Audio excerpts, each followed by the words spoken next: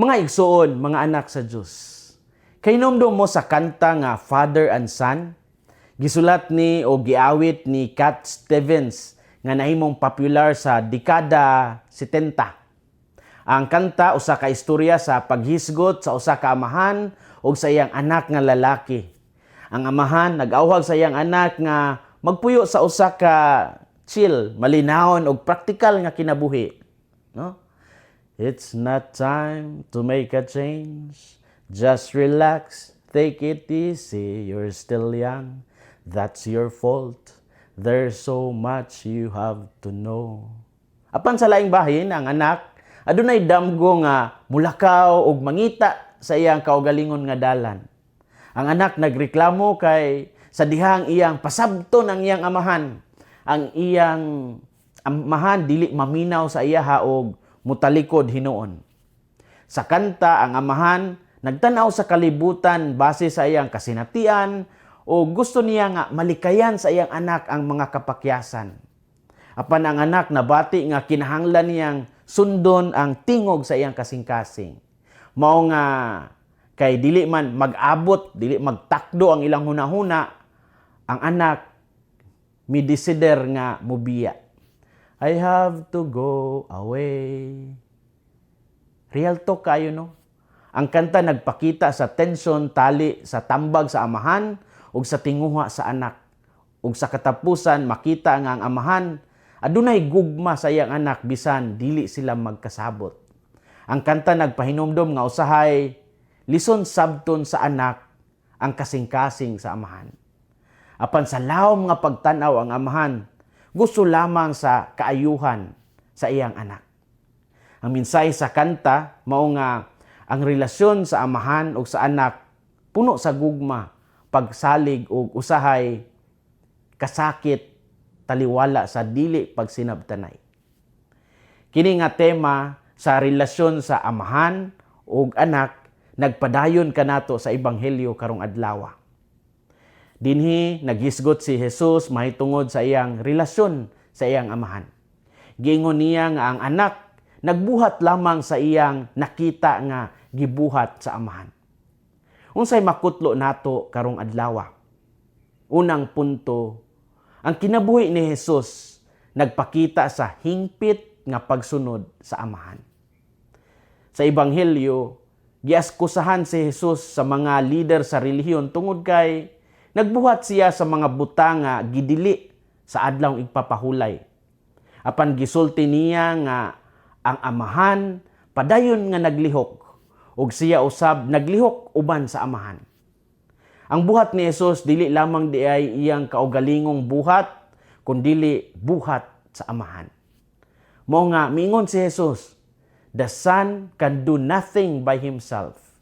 He can do only what he sees his Father doing. John 5:19. Sa binisaya pa, ang anak walay mahimo sa iyang kaugalingon, buhaton lamang niya ang iyang makita nga gibuhat sa amahan. Pasabot ani nga naihingpit nga pagsalig ug pagsunod si Jesus sa amahan. Ang iyang kinabuhi usa ka ehemplo sa pagdawat sa kabubuton sa Dios. Sa atong kinabuhi, usahay gusto nato nga sundon ang atong kabubuton, ang atong kaugalingong plano imbes ang plano sa Dios. Gusto nato nga kita ang magkontrol sa tanan nga panghitabo sa atong kinabuhi. Apan ang ebanghelyo nagtudlo nga ang tinuod nga kalinaw makita sa pagsalig sa kabubuton sa Dios. Sama kang Hesus, gitawag usab kita sa pagsunod sa plano sa Dios alang sa atong kinabuhi. Ang kinabuhi ni Hesus nagpakita sa hingpit nga pagsunod sa amahan.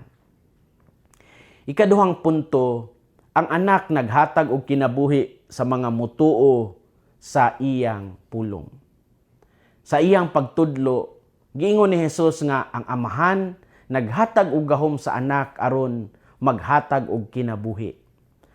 Ang pulong ni Jesus di ay adunay gahom sa pagbangon sa espiritu sa tao. Ang pagdawat sa iyang pulong nagdala sa tao gikan sa kangit-ngit ngadto sa kahayag. Mao nga miingon si Jesus, "Whoever hears my word and believes him who sent me has eternal life." John 5:24. Sa binisaya pa, ang mutuo sa akong pulong o sa nagpadala kanako adunay kinabuhing dayon. Ang ebanghelyo nag-awhag kanato sa pagpaminaw sa pulong ni Kristo ug sa pagsalig sa Amahan.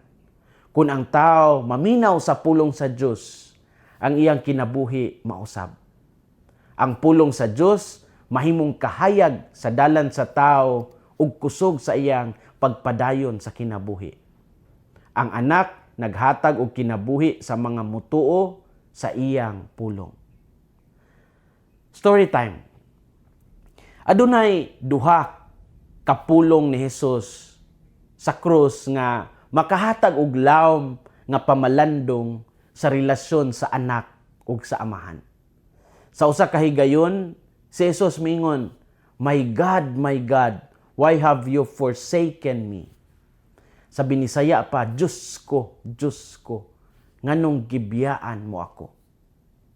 Kini nagpakita sa lawom nga kasakit ug pag-antos nga iyang giagian. Apan sa katapusan sa iyang kinabuhi, mingon siya, "Father, into your hands I commend my spirit." Sa binisaya pa, Amahan, sa imong mga kamot itugyan ko ang akong espiritu. Kini nga mga pulong nagpakita sa hingpit nga pagsalig ni Jesus sa Amahan, bisan pa sa kamatayon.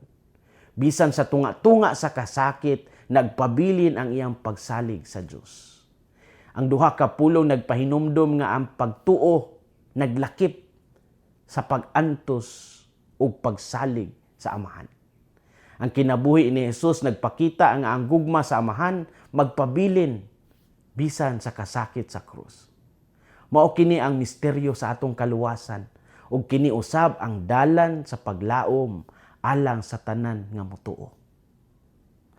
Mga igsuon, mga anak sa Dios, usahay dili nato masabtan ang mga panghitabo sa atong kinabuhi.